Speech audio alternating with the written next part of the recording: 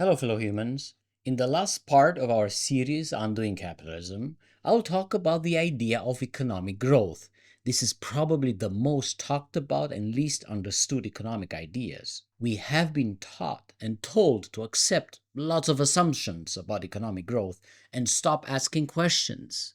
Today, we'll talk about the evils of economic growth and how we can undo them. For the rest of this video, when I say growth, I will mean economic growth. There are basically three kinds of growth. Growth from above, growth from the middle out, and growth from below. Growth from above is what we hear from our government officials.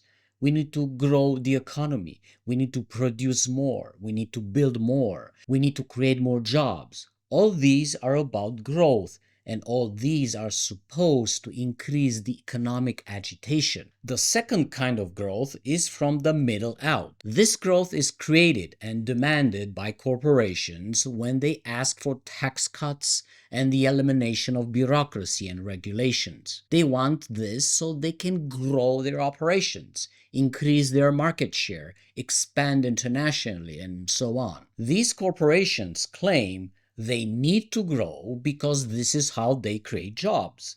The more freedom they have to grow, the more jobs are created, so everyone benefits according to them. The third kind of growth is from below, and it happens when workers demand increases in wages and benefits. This is a signal workers send that their needs are not covered, so the economy needs to grow so their needs can be covered. Why do workers want more money and more benefits? They need more money so they can consume more to live, and they need benefits so they can live a better life. Governments believe they have to increase the economic agitation so companies can pay higher wages so people can consume more. So far, so good. But the devil is in the details. Growth is not bad in itself because the population has grown to over 8 billion. And our needs are a bit more sophisticated because we now consider communication a fundamental need. Needs is what keep us alive, and wants are just psychological fads. Wants do not keep us alive. Transportation is a need.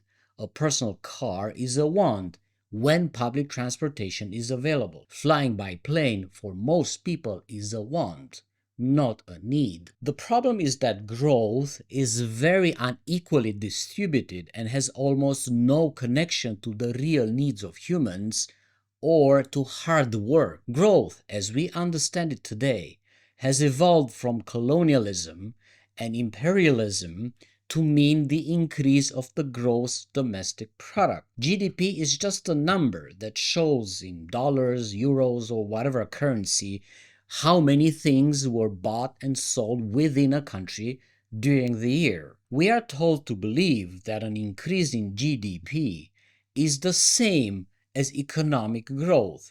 We have to increase the GDP if we want growth, so we can do all those things: higher wages, more benefits, more consumption. The focus on GDP has been promoted aggressively by the Organization for Economic Cooperation and Development after World War II.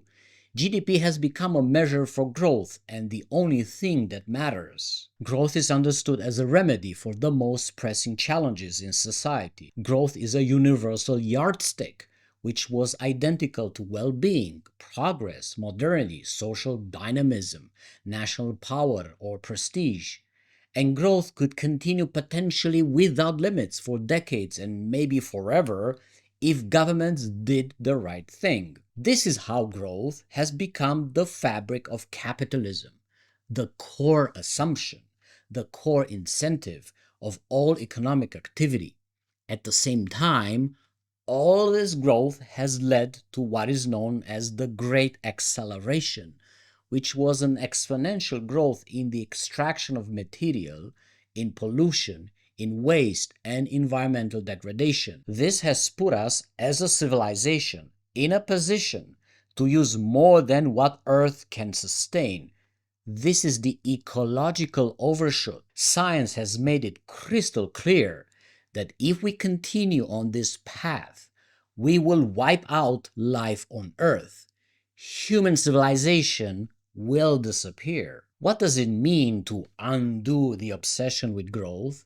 Three things: new metrics, new incentives, and new limits. New metrics must replace the GDP. These new metrics, which have been discussed for decades, including by the OECD, will have to show us what really matters for life, how much free time we have, how healthy we are, how happy we are, how free do we feel. Cutting down forests and producing more military equipment so the GDP can go up does not add any quality of life for anybody. Second, new incentives would need to replace the quest for wealth accumulation, which is the backbone of capitalism.